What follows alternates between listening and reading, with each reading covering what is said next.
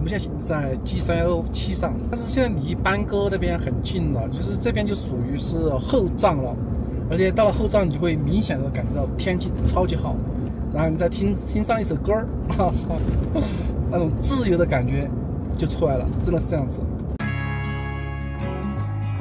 我不清楚你们有没有听过这样一句话，大概意思就是很多人去过一次西藏，从此以后就一直走在去西藏的路上。西藏有众多壮丽的雪山和秀美的湖，当然还有大片的草原和悠闲的羊群。看这小绵羊，在西藏，湖泊和雪山同样神圣。本期视频我们将要去到的地方是色林措。好吧，现在是6点47，我们已经到了色林湖、色林措，西藏最大的湖，然后也是西藏的心脏，就在中间嘛。我还是想走到色林措前面去，两个湖中间一条公路，挺好看的。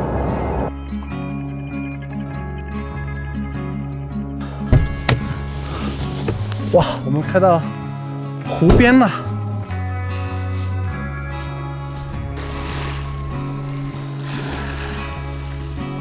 只是现在日落没了。什么？你过来嘛！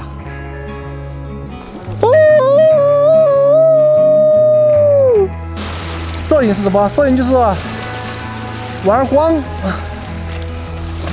把钱花光。如果是一个日落的话，就好看了。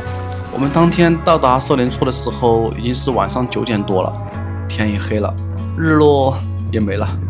本来期望着第二天能拍到日出江花、红胜火的景象，结果它下雨啦。现在室外只有3度，所以柴油的话它就需要预热。算了，先预热吧。今天预报雨是下午的时候会停下来。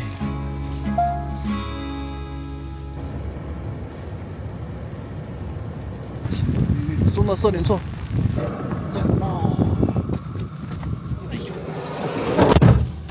喝茶，喝茶。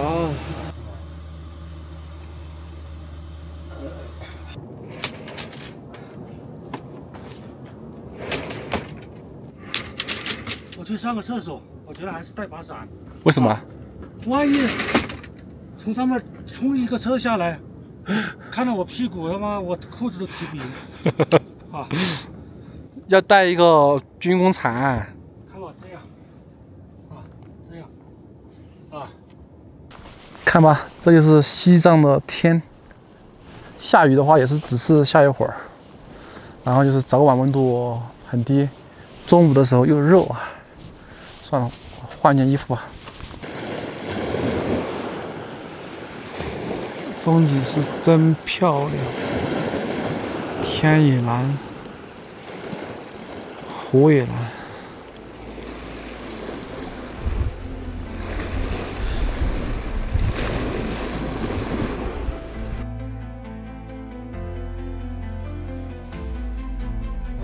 色林措位于森扎、尼玛、班沟、双湖4县的交界处。有数据说明，色林措在10年间扩张了535平方公里。于是，在2001年，它成为了西藏第1大湖。色林措的这种扩张变化，从局部来看，影响到了当地牧民以及周围的动物们；但从大的方面来讲，它已经影响到整个藏北的气候。这种扩张还在继续发展壮大。西藏有大大小小的湖泊近1500个。以前西藏最大的湖泊是纳木错，纳木错我也去过。相比于纳木错的湛蓝，色林措的湖水更接近于大海的颜色，还拥有类似大海的辽阔。因为湖面的面积太大了，使得不同区域、不同角度呈现出的湖水颜色也不尽相同。这些色彩是颜料和电脑无论如何都无法调配出来的。我发现一个很神奇的地方，色林措，它白天的时候是蓝色，然后到傍晚的时候就变成绿色了。纳木错与色林措从地图上看，仅就相差200多公里。纳木错是圣湖、天湖，而色林错就是那与之对应的魔鬼湖。当然，这也只是个传说啊。真正的色林错你们也看到了，没那么可怕。比起纳木错来说，我遇到的色林错让我觉得自己很幸运，因为在这里你特别容易就能遇见西藏的藏地精灵，你能看到他们个个都悠然自得地生活在这里。我们现在所在的位置叫雪格尔，导航直接可以到这里。这是一处网红景点，就位于色林错和错愕之间。我们身后的错愕属于色林错的卫星湖，色林错周围有大小不一的卫星湖23个。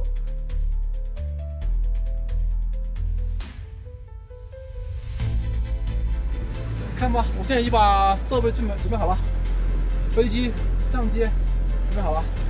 现在是8点28，应该是8点40左右日落。突然来了几个乌云，我怎么感觉又有点穿不过去啊？这个凌晨，色林错这边拍日落真的是太难了，因为那边风太大，风大的话就有个问题就是天气多变。夕阳又玄乎了。怎么这么难呢？想拍一个好的夕阳。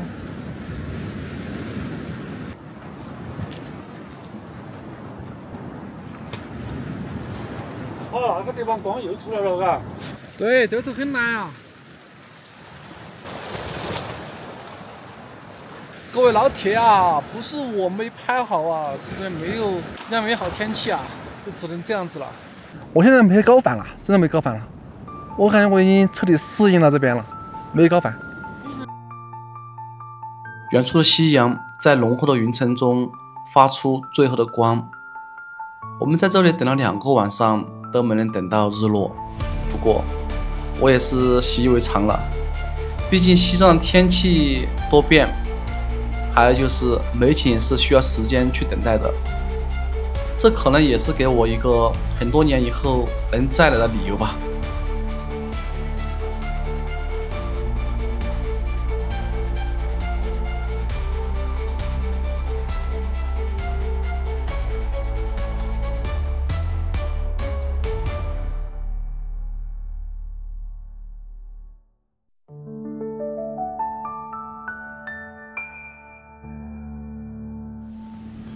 哎呦，哇！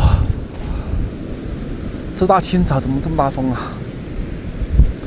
但是能确定的是，今天有日出，马上就有日出。哇，看见了吗？好漂亮的日出啊！我天哪！吼吼。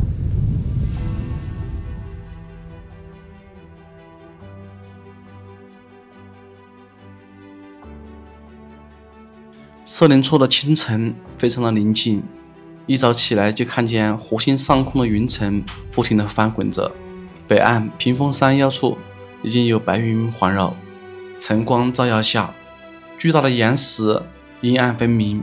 很快，金色的晨光照亮了整个湖面，旁边的山体也就渐渐苏醒。早起的我在寒风中瑟瑟发抖，站在湖边望着眼前的风景，我不禁的感叹，还在睡觉的宋哥床上一定特别的暖和吧。现在手很僵，是好冷啊！哇，堵车上，太冷了。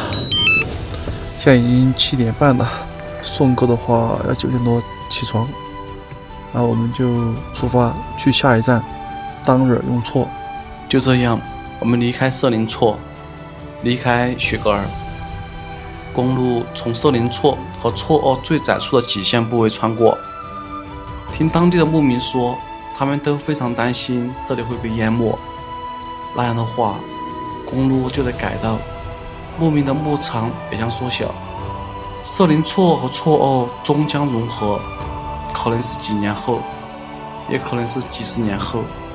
未来色林错成为我国最大咸水湖的时候，这里又将是什么样的一番景象啊？